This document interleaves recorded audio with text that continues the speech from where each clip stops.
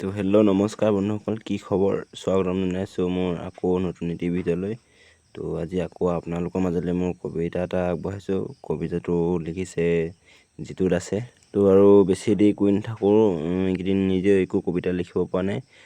আগৰ ভিডিঅ'টো কৈছোঁ, এতিয়া আকৌ কৈছোঁ আপোনালোকক, যদি আপোনালোকৰ যদি কিবা যদি কবিতা লিখা আছে বা দিব মন গৈছে, লিখি নিদিলেও বা যদি গাই দিব মন আছে, তেনেহ'লে নিশ্চয় মোক প্ৰেৰণ কৰিব পাৰিব। মোৰ ইনষ্টাগ্ৰাম হেণ্ডেলটো মই আপোনালোকৰ ডেছক্ৰিপশ্যনত বা ক'ৰবাত ফেচবুকত আপোনালোকে মেছেজ কৰক, আপোনালোকৰ কবিতাসমূহলৈ প্ৰেৰণ কৰক।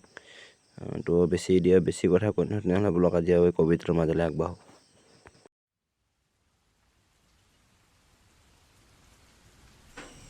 সেই ভালপোৱাই ভাল,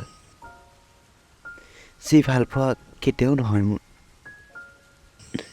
জানো থাকিব মনত মধুৰ হৈ, দূৰৰ পৰাই দেখিছোঁ তোমাক।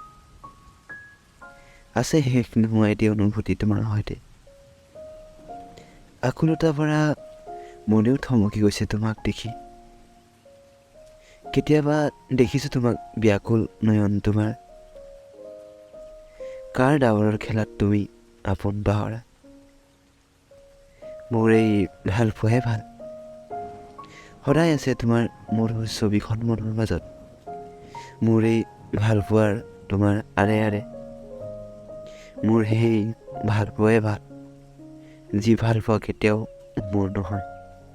জানো নিলগে শ্ৰেষ্ঠ এই অফুট ব্যথা প্ৰেম, তথাপিও সেই ভালপোৱাই ভাল।